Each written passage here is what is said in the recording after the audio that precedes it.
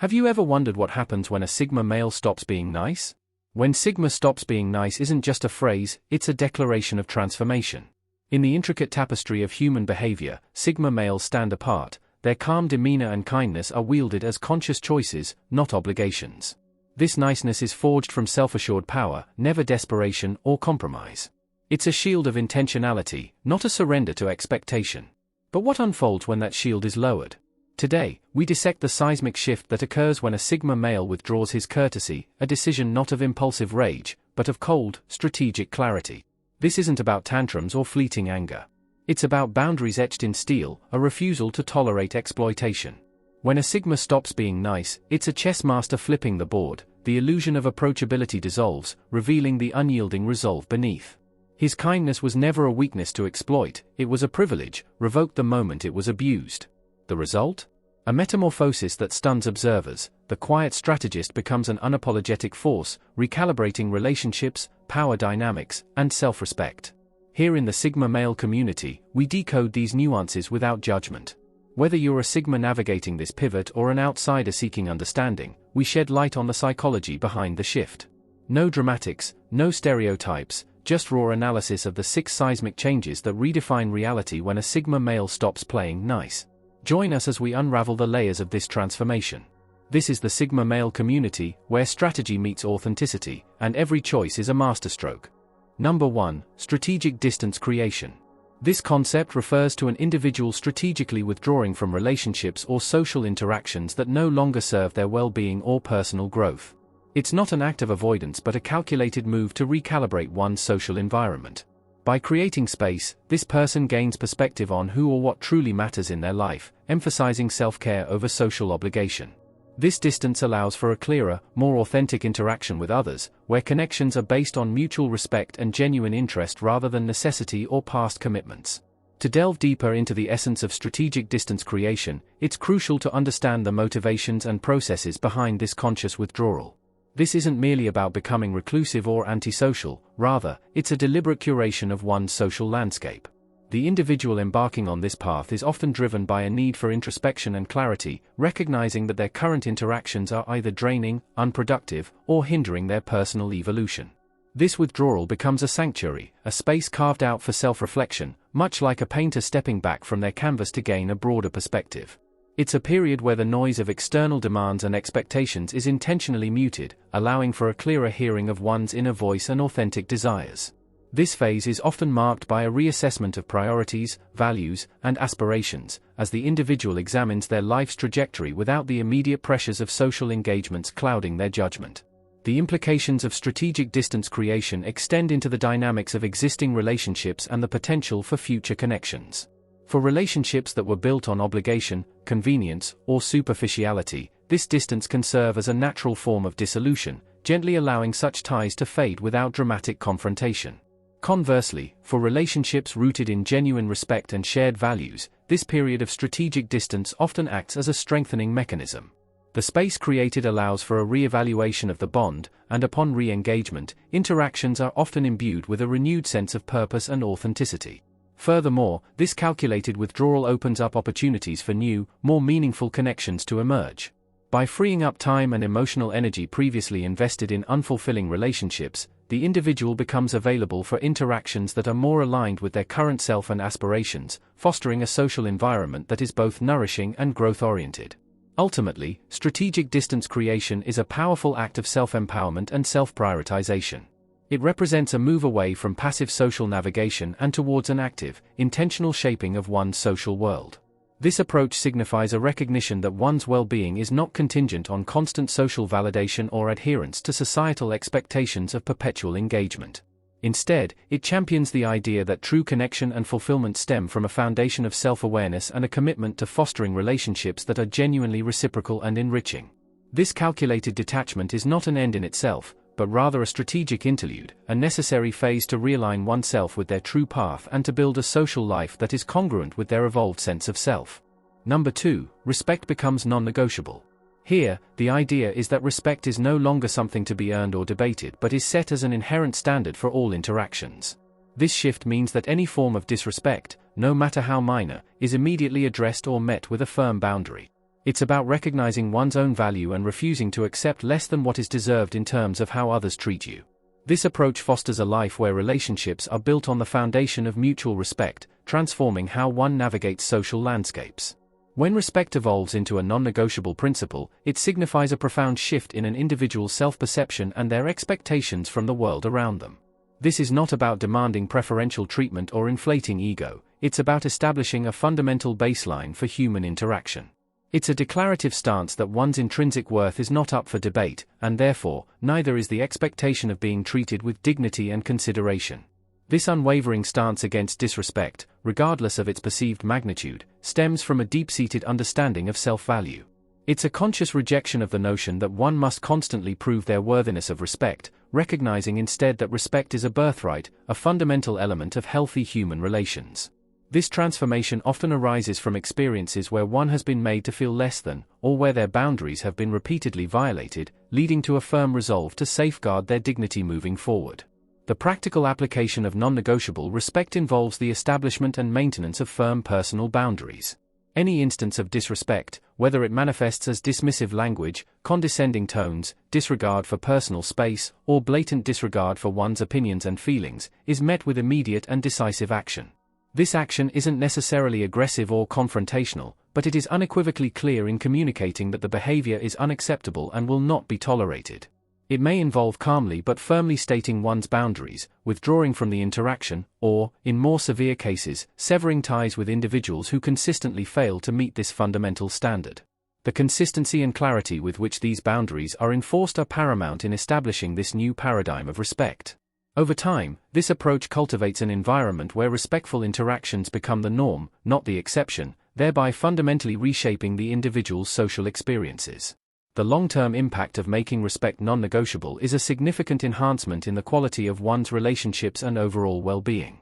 Relationships built on a foundation of mutual respect are inherently more stable, fulfilling, and conducive to personal growth. They foster open communication, empathy, and genuine connection, as opposed to relationships marred by power imbalances, resentment, and constant negotiation of basic decency. Furthermore, this unwavering stance on respect has a profound effect on self-esteem and confidence. By consistently upholding their worth and refusing to accept less than they deserve, individuals reinforce their self-perception as valuable and deserving of good treatment. This, in turn, creates a positive feedback loop, attracting more respectful individuals and further solidifying a social landscape characterized by dignity and mutual regard. Navigating social landscapes through this lens of non-negotiable respect is not just about changing how others treat you, but fundamentally about transforming how you value and treat yourself. Number 3, power shift. This point involves a change in the dynamics of power within relationships. When someone stops being overly accommodating, they reclaim control over their own life and decisions, altering how they are perceived and interacted with. This isn't about domination but about asserting one's own agency and power in situations where they previously might have been seen as easy or soft. It's a declaration that their kindness or patience is not a sign of weakness but a choice that can be withdrawn, leading to a new respect from those around them. The essence of this power shift lies in the realignment of interpersonal dynamics from a state of imbalance to one of greater equilibrium. When an individual transitions from being overly accommodating, they are essentially redrawing the lines of engagement in their relationships. This shift is not about seeking to dominate or control others, but rather about reclaiming sovereignty over their own life, time, and decisions. For too long, perhaps, they have allowed themselves to be positioned in a subservient or secondary role, often driven by a desire to please, avoid conflict, or maintain a semblance of harmony. However, the realization dawns that this constant accommodation has come at the cost of their own needs and autonomy. The power shift, therefore, is an act of rebalancing, a conscious effort to assert their own agency and influence in situations where they previously deferred or conceded too readily. It is a silent yet profound declaration that their preferences, needs, and boundaries are just as valid and important as those of others. The observable manifestations of this power shift are often subtle yet impactful. It might involve a newfound assertiveness in expressing opinions, a greater willingness to say no to requests that are inconvenient or unwelcome, or a firm setting of boundaries in areas where they were previously lax. This isn't about aggression or confrontation, but rather a quiet confidence in standing their ground and advocating for their own interests. Interestingly, this shift in behavior often leads to a recalibration of how others perceive and interact with them. Those who had grown accustomed to the accommodating nature might initially react with surprise or even resistance, testing the firmness of these newly established boundaries. However, as consistency and resolve are demonstrated, a new level of respect begins to emerge. The perceived easiness or softness is replaced by an appreciation for their strength, self-respect, and the clarity with which they define their terms of engagement. The long-term consequence of this power shift is a transformation in the quality and nature of relationships. No longer relegated to the role of perpetual giver or accommodator, the individual now participates in relationships as an equal partner, where mutual respect and consideration are the cornerstones. This newfound equilibrium fosters a healthier dynamic, characterized by open communication, reciprocal support, and a genuine appreciation for each other's perspectives. Moreover, reclaiming personal power in this context has a profound effect on self-esteem and inner confidence. It reinforces the understanding that kindness and patience are not synonymous with weakness, but rather conscious choices that can be wielded with strength and discernment. This realization cultivates a deep sense of self-efficacy and agency, empowering the individual to navigate life's complexities from a position of inner strength and self-assuredness. Number 4, tolerance for games hits zero. This describes a moment where one decides to no longer engage with or tolerate manipulative behaviors or games in relationships. It's about reaching a point of no longer playing along with insincere or self-serving actions from others. Instead of reacting with anger, there's a shift to indifference, which can be more powerful than confrontation as it removes the energy feeding such games. This change often comes from a deep understanding of one's own value and a refusal to be a part of dynamics that don't align with one's integrity. Reaching zero tolerance for manipulative games signifies a critical turning point in an individual's emotional maturity and self-respect. It represents a profound awakening to the insidious nature of manipulative tactics in interpersonal interactions. This isn't just about disliking games, it's about a complete and utter refusal to participate in them any longer. The realization often dawns from a cumulative effect of experiencing these games: the subtle guilt tripping, the emotional blackmail, the passive-aggressive maneuvers, the constant testing of boundaries. There's a point where the emotional toll of navigating these manipulative landscapes becomes unbearable, triggering a firm resolve to step away from these draining and dishonest dynamics. This moment of zero tolerance is often marked by a surge of clarity, a sharp understanding of the manipulative patterns at play, and a conscious decision to no longer be a pawn in someone else's game. It is a declaration of emotional independence and a commitment to fostering relationships based on authenticity and directness, rather than manipulation and deceit. The shift from reaction to indifference in the face of manipulative games is a strategic and emotionally intelligent response. Previously, engagement with these games might have involved anger, frustration, attempts at reasoning, or even playing along in hopes of de-escalation. However, with zero tolerance, the response transforms into a deliberate detachment.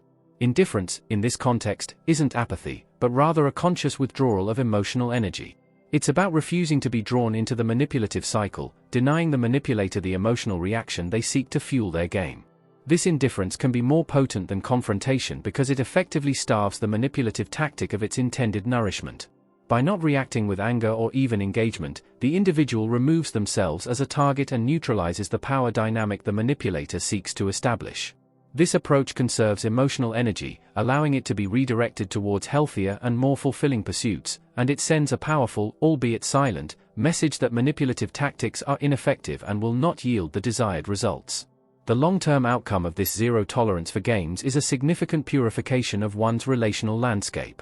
By consistently refusing to engage with manipulative behaviors, individuals naturally filter out those who rely on such tactics. Relationships become increasingly characterized by honesty, direct communication, and genuine intentions. This shift fosters an environment of trust and respect, where interactions are based on mutual understanding and authentic connection, rather than hidden agendas and emotional maneuvering. Furthermore, this stance reinforces one's personal integrity and self-respect. By refusing to compromise their values or play along with dishonest dynamics, individuals solidify their sense of self-worth and create a life where their interactions are aligned with their principles. This commitment to authenticity not only enhances their personal well-being but also attracts others who value honesty and integrity, further enriching their social and emotional life. Number 5, empty promises get blank stares.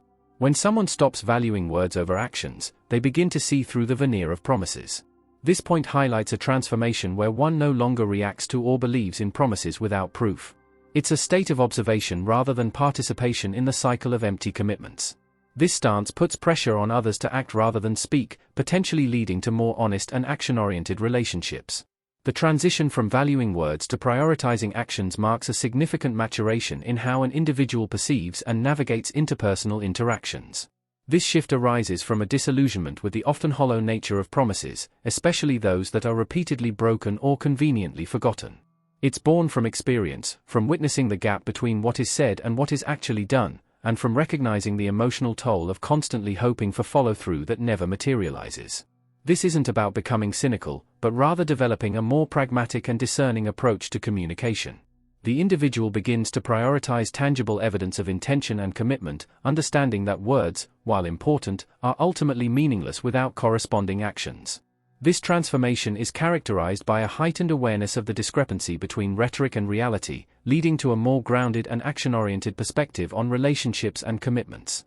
The blank stare response to empty promises is a symbolic representation of this newfound stance. It's not necessarily a literal stare, but rather a metaphorical expression of non-engagement and disbelief. It signifies a withdrawal of emotional investment and a refusal to be swayed by mere verbal assurances. Previously, a promise might have elicited hope, excitement, or a sense of security. Now, it is met with a quiet skepticism, a wait-and-see attitude that prioritizes observation over emotional reaction. This stance is not about being confrontational or dismissive, but rather about maintaining emotional neutrality until actions substantiate the words spoken. It's a way of reclaiming one's emotional energy and preventing it from being depleted by the repeated cycle of hope and disappointment that empty promises often engender. This observational stance shifts the focus from passive expectation to active assessment, empowering the individual to judge interactions based on concrete outcomes rather than fleeting pronouncements. The ultimate consequence of valuing actions over words is a reshaping of relationship dynamics towards greater honesty and accountability. By consistently prioritizing actions and offering blank stares to empty promises, individuals create an environment where words alone are no longer sufficient. This puts pressure on others to align their speech with their deeds, fostering a culture of accountability and genuine commitment. Relationships that thrive under this paradigm are characterized by increased trust, as actions become the primary currency of interaction, replacing the often devalued currency of words. Furthermore, this stance promotes action-oriented relationships, where progress and tangible outcomes are valued over mere pronouncements of intent. This shift not only improves the quality of interpersonal connections but also cultivates a personal approach that is grounded in reality, fostering a life where expectations are based on demonstrable behavior rather than wishful thinking. Pause for a moment, gentlemen. You've joined me on a journey into the depths of the Sigma male mindset, exploring the powerful impact of choice on our lives and interactions with the world. This path has revealed that every decision, no matter how small, shapes our reality. But understand this, what we've discussed so far is merely the opening chapter. Here at the Sigma male community, we're dedicated to going deeper, challenging conventional norms, and unlocking the full potential of living authentically. Today's video, What Happens When a Sigma Male Stops Being Nice, sets the stage for a bold exploration of how shedding the expectations of constant niceness can lead to genuine empowerment and self-respect. In the upcoming videos, we'll build on these insights with practical strategies, real-life examples, and personal stories from individuals who have dared to embrace their true selves. We'll delve into the delicate balance between assertiveness and vulnerability, unraveling the nuances of self-respect and the art of solitude. You'll learn how to craft an environment where authenticity isn't just encouraged, it's the norm. So stick with us as we continue to break down traditional barriers and master the art of living on your own terms. Now, let's get back to our journey and explore the transformative power that lies ahead. Number 6, the final warning. This is about the subtle cues or moments before a significant change in behavior or relationship dynamics occurs. It's the quiet before the storm, where one might signal their limits have been reached, offering a last chance for others to adjust their behavior. Often overlooked, this warning is a crucial juncture where the choice lies with others to either respect the boundary or face the consequences of their actions. It's a nuanced communication of one's limits, often lost on those who aren't paying close attention to the subtleties of human interaction. The concept of the final warning highlights the nuanced and often overlooked communication that precedes significant shifts in interpersonal dynamics. It's the subtle prelude to a more overt change, a delicate signal that boundaries have been reached and further encroachment will not be tolerated. This is not a dramatic ultimatum, but rather a quieter, more understated communication, often expressed through changes in tone, body language, or subtle verbal cues. It is the culmination of a building tension, a point where patience begins to wane, and the individual implicitly, or sometimes explicitly, communicates that the current trajectory is unsustainable. The The final warning is often delivered without fanfare, making it easily missed by those who are not attuned to the subtleties of human interaction or who are perhaps willfully ignoring the signs. It is a critical juncture because it presents an opportunity for recalibration, a chance for others to recognize and respect the shifting boundaries before more definitive action is taken. The nature of the final warning can vary widely depending on the individual and the context. It might manifest as a noticeable withdrawal of engagement, a shift in tone from warmth to formality, a direct but understated statement of limits, or even a prolonged silence. These cues are often subtle, requiring attentiveness and emotional intelligence to discern their true meaning. They are not always verbalized directly. Often, they are communicated non-verbally, through a change in facial expression, a shift in posture, or a deliberate avoidance of eye contact. The effectiveness of the final warning relies heavily on the recipient's ability to perceive and interpret these subtle signals. Those who are emotionally intelligent, empathetic, and genuinely invested in the relationship are more likely to recognize the warning and respond accordingly. However, those who are self-absorbed, dismissive, or prone to denial may completely miss these crucial cues, setting the stage for the storm that follows. The significance of the final warning lies in its function as a last opportunity for course correction before more definitive action is taken. It offers a chance for relationships to adjust, for behaviors to be modified, and for boundaries to be respected before escalation becomes inevitable. When the final warning is heeded, it can lead to positive changes in dynamics, fostering greater understanding and mutual respect. However, when it is ignored, whether intentionally or inadvertently, it serves as a clear indication that further engagement will likely lead to more pronounced and potentially irreversible changes in the relationship.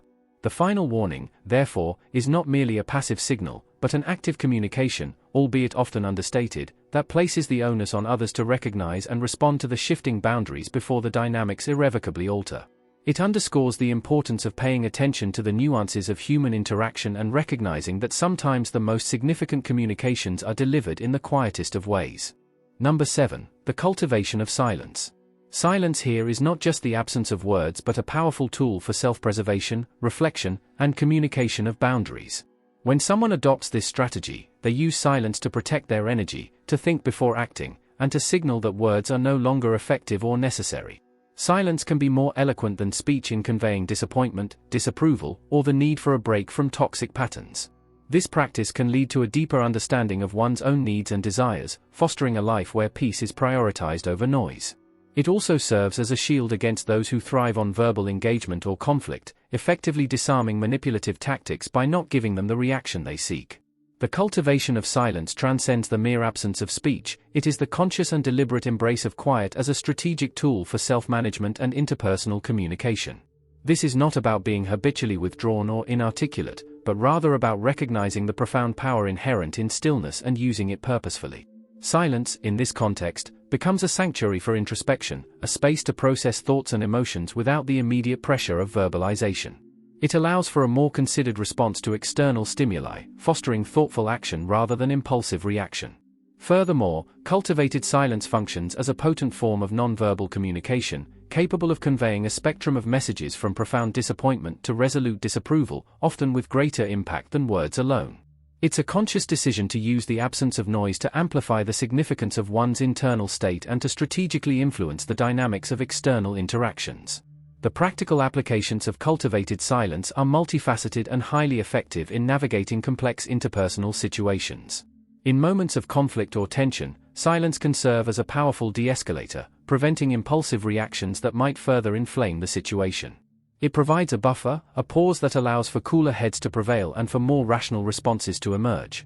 Against manipulative tactics, silence acts as a shield, denying manipulators the verbal engagement they crave to fuel their games.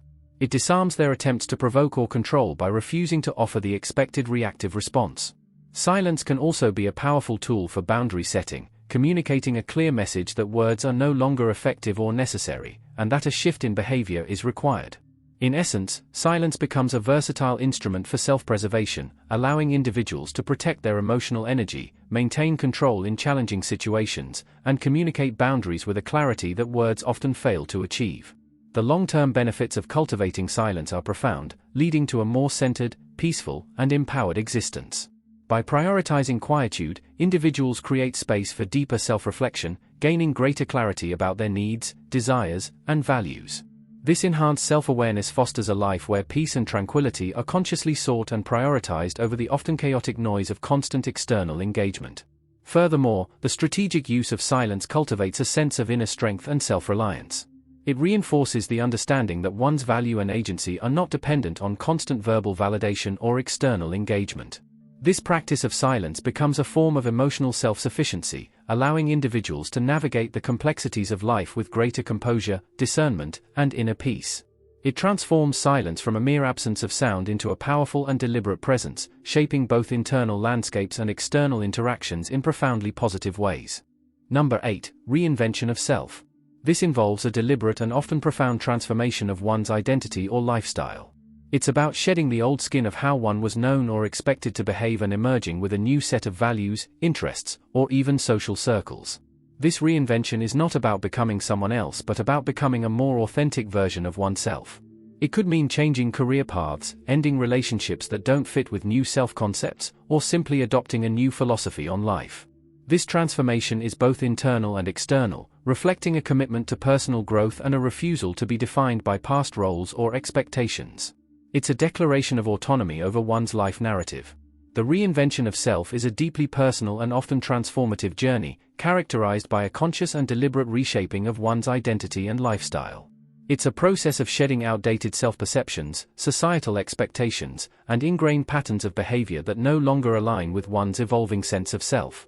This is not about superficial change or adopting a fabricated persona, but rather a profound excavation and reconstruction of one's core values, beliefs, and aspirations.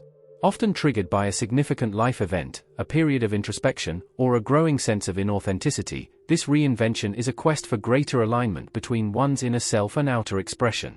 It's a courageous undertaking, requiring vulnerability, self-honesty, and a willingness to dismantle comfortable but constricting frameworks of existence. This process is driven by an intrinsic desire to live a life that is more true to oneself, free from the limitations of past roles, expectations, and self-imposed constraints. The manifestations of self-reinvention are both internal and external, reflecting a holistic transformation that permeates various aspects of life. Internally, it involves a deep dive into self-exploration, questioning established beliefs, reassessing values, and identifying core passions and interests. This might involve introspection through journaling, meditation, therapy, or simply spending time in solitude to connect with one's inner voice. Externally, this transformation can manifest in significant life changes such as career shifts, geographic relocations, the ending of relationships that no longer serve, and the cultivation of new social circles that are more congruent with the evolved self. It could also involve adopting new hobbies, exploring previously suppressed interests, and consciously altering one's style of presentation to reflect the emerging identity. This reinvention is not merely cosmetic, it's a deep restructuring of one's life to create a framework that authentically supports and expresses the newly realized self. The ultimate outcome of self-reinvention is a profound sense of personal liberation and authenticity. By consciously authoring their own life narrative, individuals reclaim agency over their identity and destiny, breaking free from the constraints of past roles and external expectations. This process fosters a deeper sense of self-awareness, self-acceptance, and self-respect, as life becomes increasingly aligned with one's true values and aspirations. Reinvention is not about becoming someone entirely new, but rather about stripping away the layers of inauthenticity and self-compromise to reveal and embrace the more genuine and evolved self that has always been present but perhaps obscured. This journey of transformation is not always easy or linear, but it ultimately leads to a life lived with greater purpose, passion, and a profound sense of inner congruence, empowering individuals to navigate the world with authenticity and self-assuredness. Number 9. Selective engagement. Selective engagement is the art of choosing where, when, and with whom to invest one's time and energy. It's about recognizing that not all interactions are worthy of your attention or beneficial to your growth. This might manifest in only engaging in conversations or activities that align with one's goals, values, or joy. It involves setting high standards for the quality of interactions, which might mean fewer but more meaningful relationships. This approach can lead to a richer, more fulfilling life where energy is not squandered on trivial or draining engagements. It's about mastering the art of presence, giving your full attention where it's deserved, and withdrawing it when it's not. The practice of selective engagement is a sophisticated approach to managing one's social and emotional resources, characterized by a conscious and discerning approach to interpersonal interactions. It's rooted in the understanding that time, energy, and emotional bandwidth are finite resources that should be invested judiciously, rather than squandered on trivial, draining, or unproductive engagements. This is not about being aloof or antisocial, but rather about developing a heightened awareness of the value of one's own resources and making conscious choices about where and how to allocate them.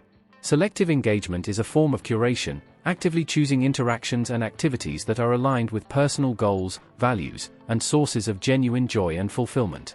It represents a shift from passively reacting to social demands to actively shaping one's social landscape, prioritizing quality over quantity in relationships and commitments.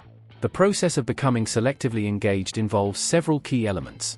Firstly, it requires a deep understanding of one's own values, goals, and sources of personal fulfillment. This self-awareness is crucial for identifying interactions and activities that are genuinely enriching and those that are merely time-consuming or emotionally draining. Secondly, it necessitates the setting of clear boundaries, both in terms of time and emotional energy, allowing for the graceful decline of engagements that do not align with these priorities.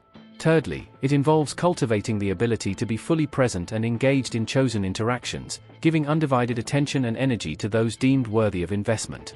Conversely, it requires the skill of graceful withdrawal from engagements that prove to be unproductive, draining, or misaligned. This approach is not about coldness or indifference, but rather about intentionality, discernment, and a commitment to maximizing the quality of one's experiences and relationships.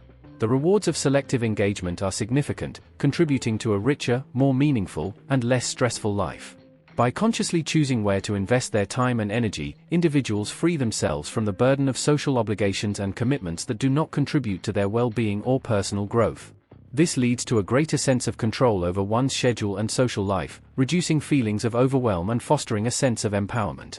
Relationships cultivated through selective engagement tend to be deeper and more fulfilling, as they are based on genuine connection, shared values, and mutual respect, rather than obligation or convenience.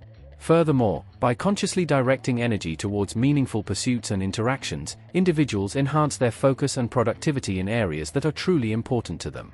Selective engagement, therefore, is not just a social strategy, it's a lifestyle choice that promotes greater well-being, deeper fulfillment, and a more intentional and purposeful existence. Number 10. Mastery over emotional responses. This final point captures the essence of emotional intelligence in navigating life's challenges. It's about gaining control over one's reactions, choosing how to respond to provocations or emotional triggers rather than being at their mercy. This mastery involves recognizing the difference between feeling an emotion and acting on it, allowing for a delay between stimulus and response where one can choose the most constructive path. It's about developing resilience, where setbacks or provocations don't dictate one's peace of mind or behavior. This doesn't mean suppressing emotions but understanding them, using them as data rather than as directives. Such mastery can transform potentially negative situations into opportunities for growth, understanding, or even peace, altering the landscape of personal interactions and self-perception. Mastery over emotional responses is the cornerstone of emotional intelligence and a critical skill for navigating the complexities of life with grace and resilience. It's about developing the capacity to observe, understand, and manage one's emotional landscape, rather than being passively swept away by the tide of feelings. This is not about emotional suppression or detachment, but rather about cultivating a conscious awareness of one's emotional states and gaining the ability to choose how to respond, rather than react instinctively, to emotional triggers and provocations. This mastery involves recognizing the subtle nuances of different emotions, understanding their underlying causes and messages, and developing strategies to regulate their intensity and expression in a healthy and constructive manner. It is a lifelong journey of self-awareness and emotional growth, empowering individuals to navigate challenging situations with composure, clarity, and intentionality. The process of gaining emotional mastery is multifaceted, often involving a combination of self-reflection, mindfulness practices, and conscious effort to develop emotional regulation skills. It begins with cultivating self-awareness, learning to identify and label emotions as they arise, without judgment or immediate reaction. Mindfulness techniques, such as meditation and conscious breathing, can be invaluable tools for creating space between stimulus and response, allowing for observation and thoughtful consideration before action.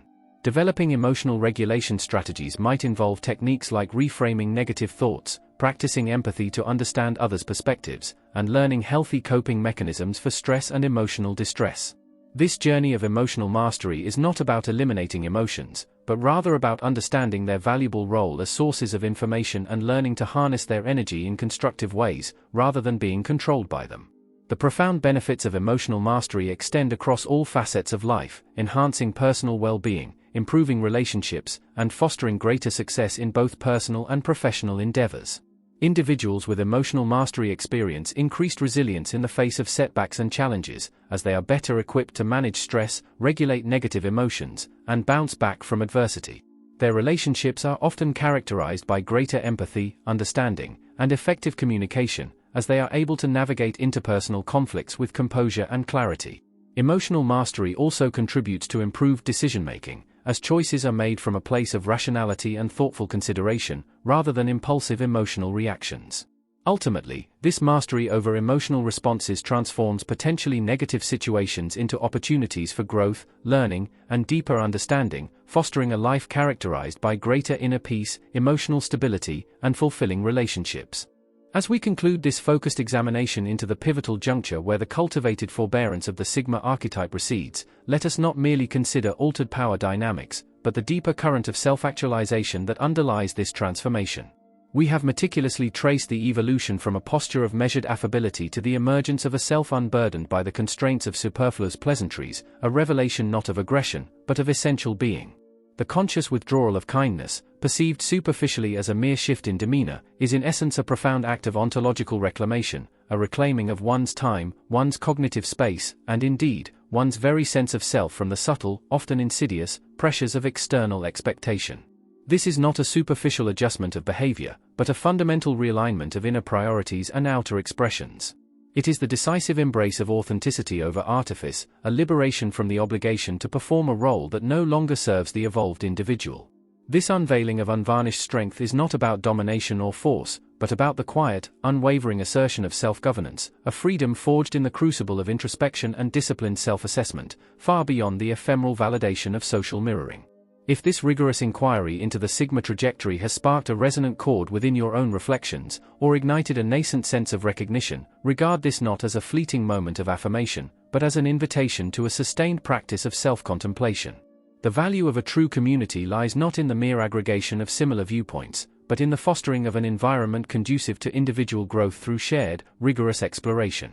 Should you find resonance with these investigations into the Sigma paradigm, understand it not as a call to assemble a collective of like-minded individuals seeking validation, but as an invitation to join a disciplined discourse aimed at refining inner resilience and cultivating reasoned action in the face of life's inherent complexities.